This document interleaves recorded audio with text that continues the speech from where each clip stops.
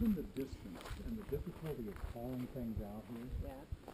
that's always kind of gotten in the way of my notion of their using a cliff house. I'm wondering if they hired people to come out here and actually do it on site. They hired some special people because inside the house is, the wood has been painted to look like oak. It's not, it's cedar. That's So in, like the cedar that they built the doors out of, that they trimmed around with, then they painted it, and somebody did the fancy painting to make it look like it was oak. Hmm. I don't So know, that of was, course. somebody was talented. I don't know That's- about here, Mm-hmm. but we're not all that far apart, Bickleton, and very Mhm. similar. Mm-hmm. And we had a number of the kit houses. You did. And the least they had to be hauled in a wagon. Mm-hmm. They were made in Portland, and they were by Sears. Mm-hmm. And Sears shipped them down to Roosevelt, and they brought them up the Roosevelt grade. It was a matter of about 27 miles then, Mm-hmm. the length to get to Bickleton, and I could point out about 5 kit houses for you in Bickleton. Mm-hmm. Were they as big as that? As big as that, almost as big. They're different shapes though. Yeah. Well, actually, I think I could probably point out more, but there were like 3 basic shapes. There was the bungalow, Yeah. you know, with the posts and the porch that you see in Seattle. Mm-hmm.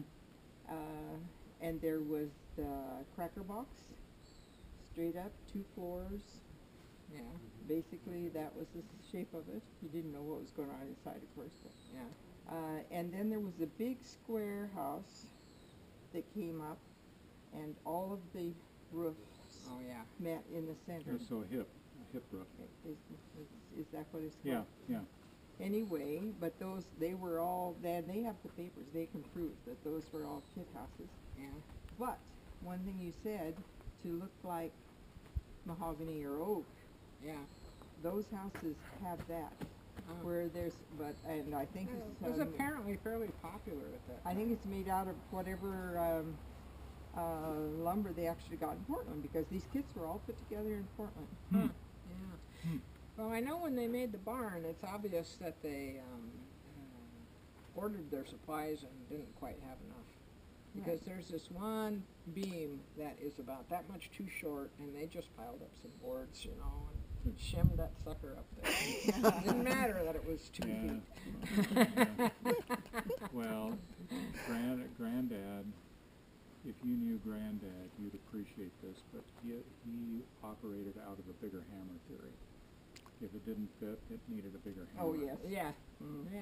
And I operate out of shim that sucker. yeah, well, but you know, there's just a point beyond which you just do what you have to do to finish it off, and that, Yeah, well, that's the way they were with that barn. You know, it's one of the cross supports that comes from the roof down to a beam that goes across. Mm, So, mhm. and it was just short, you know. So they did what they had to do. Mhm. I don't know. I thought it was a little bit strange the way they did it. I mean, it's not like Well, it I wasn't would a have very been thinking creative to like person. nail a couple boards on the side. Yeah, to hold it together. hold Yeah, everything yeah. together. They didn't do that. They didn't do that. They just put those boards in, just put in a half of shims. I'm a little surprised that these trees are as old as they are, because weren't there some lumber mills out in here? Well, the closest lumber mill is Klickitat. Yeah, but there used to be 3 mills in Goldendale. In Goldendale, there were a lot of mills. Yeah. Yeah. But the holdings were basically out of the Simcoes and the foothills leading up to it. I don't know what happened out here.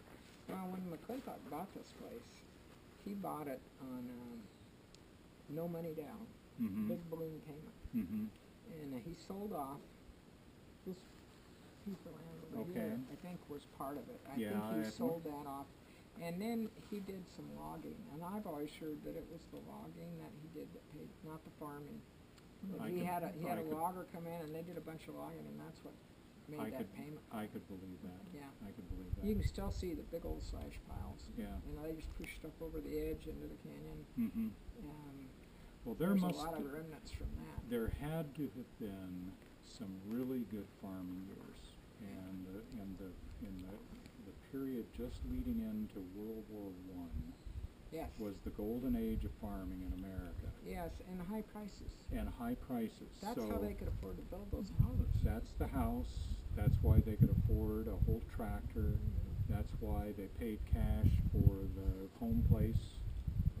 William bought that for Granddad, and that was their first place.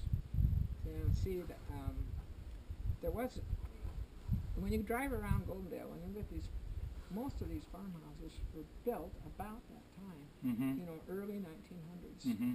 And then it's like, not much After that, after that. yeah. And so I always thought there was a period of good prices in there for some reason. Yep.